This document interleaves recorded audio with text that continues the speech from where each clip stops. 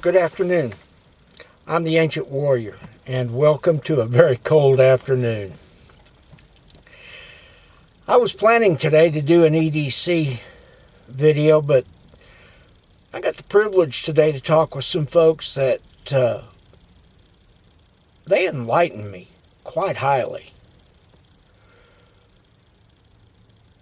They are people who lived through an issue a couple of years ago, and they thought they didn't have anything to share. And I talked to them for about better part of an hour today to make a video, and they still declined. I want to tell Frank and Joanna, thank you for enlightening me the way you did. That brought back memories. Let me preface this by saying this is going to be about when to bug out, when to leave your home, when to leave your job, when to arm up. This couple that I met was living in Ferguson when the riots started. They also got trapped in St. Louis once with the riots there.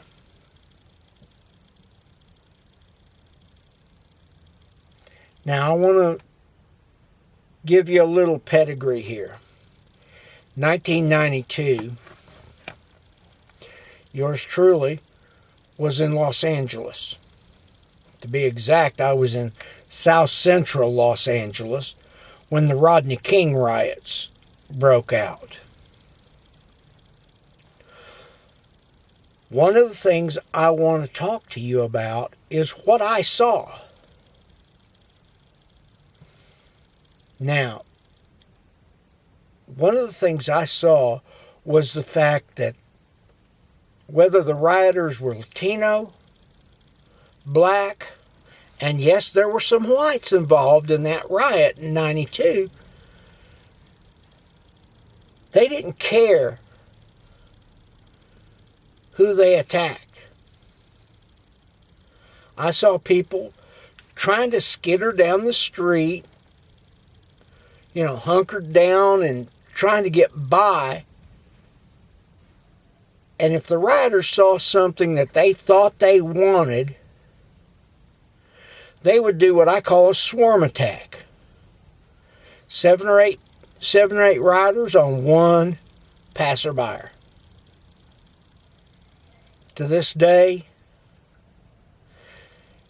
LAPD, LA County, CHP has never been forthcoming about how many people were injured and how many were killed, because they didn't want the people to know how quickly they lost control. Now, one of the reasons I'm bringing up the 92 Rodney King riots and Ferguson and Baltimore, St. Louis, is because the same mistakes by the people in power were made. The mayor of Ferguson held their law enforcement officers back. Do not engage unless they attack you. So subsequently, we had several nights of riots. Now, what went on? Well, this couple that talked to me doesn't live in Ferguson. They don't even live in the state of Missouri or Kansas any longer. They're living over in Albuquerque. They have a small business over there. First thing he told me was, I asked him, I said, how quick did things escalate? And he told me that within minutes, it went from peaceful to people throwing rocks, fire bombs, and other things. He said a few of the stores had armed guards. They didn't take as much damage. He had a little mom and pop convenience store, him and his wife. Super nice people. But you can see, even today, we're 3 years removed from the situation, and they're still skittish. Their 14-year-old son was stocking shelves when a cinder block came through the window, caught him upside the head.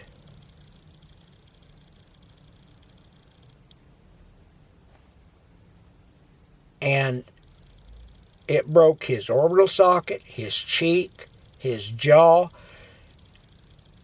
And now he's 17, 18 years old. He's got dentures to replace teeth that were had to be removed because they were broken. I asked this guy, and I couldn't resist. I said, if you had it to do over again today,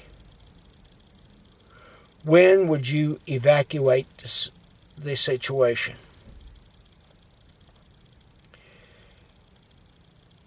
He told me the minute he sees more than 50 people out there carrying signs,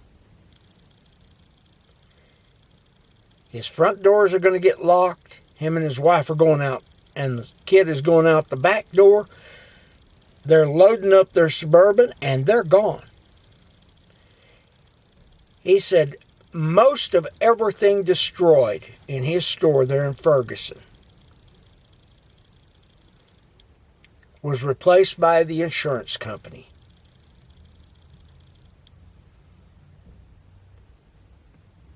But one of the things they couldn't replace, the insurance, you got all kinds of car insurance, house insurance, business insurance, insurance for insurance. But they couldn't replace their peace of mind.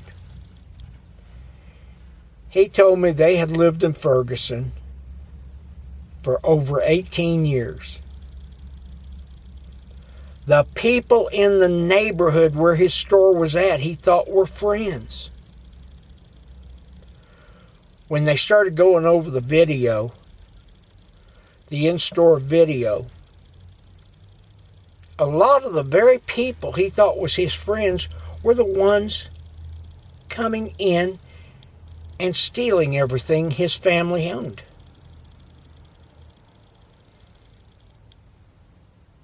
He was able to get to his son after he was hit by the cinder block. He was able to get his wife and them out the back door. He grabbed what was in the register and what was in their small safe in their office. He said he left everything open. Hopefully they wouldn't destroy. They came in and did more damage just for the sake of who owned the store.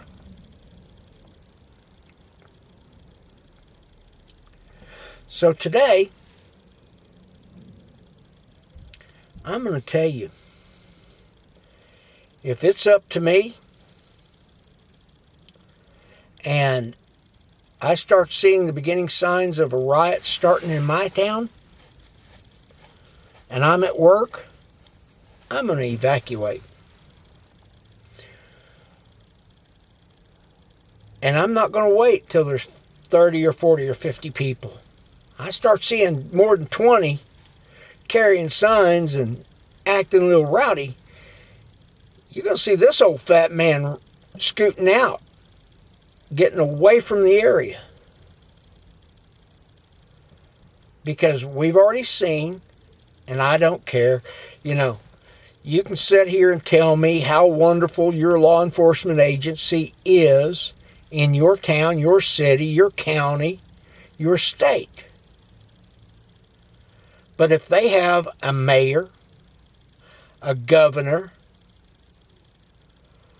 state representative telling them to hold back, they got to do it.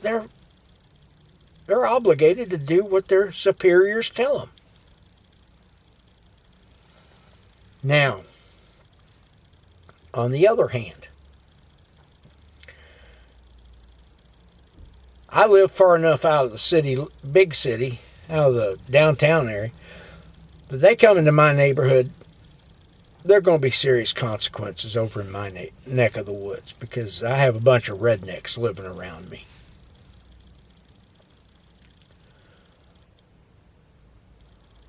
But one of the things I got thinking about after talking to them is, what happens if we have a power outage? We lose, let's say, San Francisco. Now, let's even do a closer one. Let's say St. Louis has an issue with their power and their grid goes down. I had a guy from electric company one time explain the breakdown on the grids. And if I remember right, he said the United States has 5 different grids, all interconnected.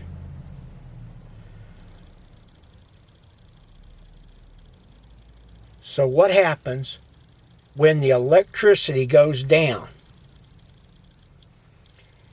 Most homes in the United States has anywhere from 2 to 3 days worth of food in it. I know people around me who, if they're not at Walmart or at the local grocery store picking up groceries every 2 or 3 days, they don't have anything to eat in the house.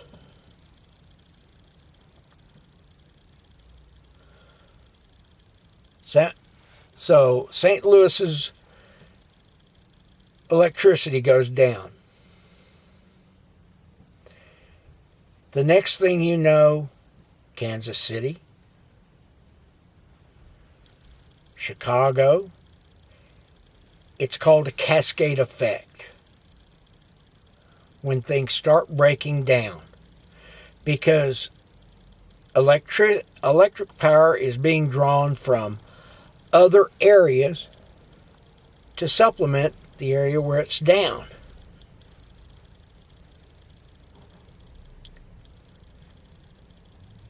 The minute those EBT cards go down and these people are not able to use their EBT cards, you will see people panic.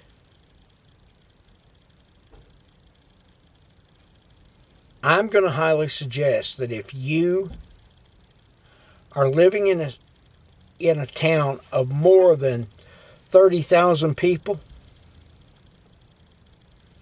the electricity goes down, that might be a good time to tell everybody, hey, we're going to slip over to our cabin for a few days and we'll be back. Lock the house up, take the gear you need, and disappear. Remove yourself from the danger area. Because let's face it, these videos I do, a lot of baby boomers listen to them. The people who listen are either baby boomers or from the greatest generation, and maybe a few like my kids. But we've all got one major problem. See, we've all started getting old, fat, out of shape, running, jumping, all that stuff's gone. So what I suggest is the minute the electricity goes down, then you probably want to evacuate the area. Number one. Number two, you want to make sure that your bug out location is well stocked. Because most people do not have a battery operated, solar operated radios so that they can hear broadcast. But of course, let me tell you this, it doesn't matter. Because guess what? If the electricity's down, the radio stations, unless they've got a backup generator, they're down too.